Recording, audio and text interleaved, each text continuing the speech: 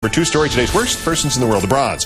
To Republican congressional wannabe John Gard of Wisconsin. In June, Gard's campaign was caught distributing flyers insisting that Cuba was already drilling for oil in American waters. When advised that that was flat-out horse hockey, the Gard campaign withdrew the flyers. Now Gard is out with a campaign commercial claiming Cuba is poised to drill for oil off the Florida coast.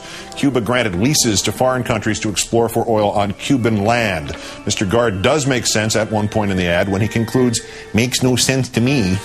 Our runner-up, General David Petraeus, who has endorsed a book written by an evangelical Lutheran chaplain in the U.S. Army, in which the chaplain claims non-believers can lead to failure in their military unit. Lieutenant Colonel Bill McCoy's book, says Petraeus, in quote, published on the jacket, should be in every rucksack for those times when soldiers need spiritual energy.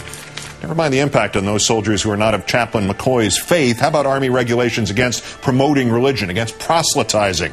General Petraeus, who never has been troubled by Army regulations nor constitutional ones, claims that when McCoy asked him for a recommendation, he didn't give him permission to publish it, that it was only intended for McCoy personally.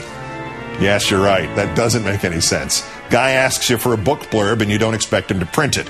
But it gets worse. Petraeus' endorsement has been on that book jacket since the book was published last year.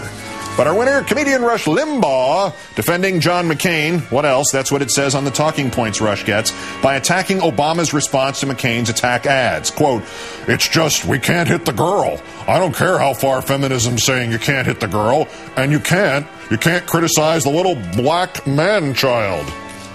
There's 4,000 jokes in there, like about the last time comedian was called either little or a man. But hidden in that statement, Rush, you're suggesting you should be able to hit the girl?